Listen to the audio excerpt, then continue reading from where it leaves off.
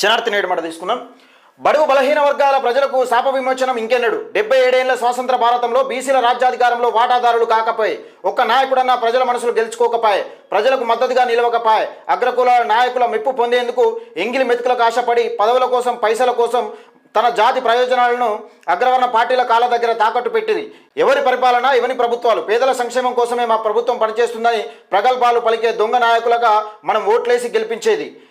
ఇప్పటికీ ఇల్లు లేక కొందరు, భూమి లేక ఇంకొందరు, కూతుర్లు పెళ్లిళ్ళు చేయలేక, జబ్బు చేస్తే వైద్యం ఇచ్చుకోక కటిక పేదరికంలో మగ్గుతున్న అభాగ్యులకు ఈ సమాజంలో సమస్యలతో సతమతం అయ్యేది సగం మందికి పైగా బీసీలే. ఈ అమాయక ప్రజలకు మంచి రోజులు ఎన్నడూ వస్తాయో, ఏ నాయకుడు బీసీల వైపు నిల్చొని రాజ్యాధికారాన్ని వాళ్ళ చేతిలో పెడతారో అని పెద్దపల్లి రాజన్న. నిజంగా ఈ పేదరికంలో మగ్గుతున్న దాదాపుగా బీసీ, ఎస్సీ, ఎస్టీ మైనార్టీలే. వీళ్ళను నిజంగా రాజ్యాధికారం తీసుకుపోయే నాయకుడు ఎవరు వస్తారో, నిజంగా జాతులను తాకట్టు పెట్టకుండా, అంటే నాయకుల మెప్పు పొందేందుకు తమ జాతులను తీసుకుపోయి అక్కడ తలకాయల రూపకంగా తాకట్టు పెట్టే నాయకుడు కాకుండా రాజ్యాధికారం కోసం కొట్లాడే నాయకుడిని కావాలని పెద్దపల్లి రాజన్న. అంటే నిజంగా రాజ్యాధికారం కోసం కొట్లాడితేనే మన బతుకులు మారుతాయంటూ పెద్దపల్లి రాజన్న చాలా చక్కటి నేటి మాట.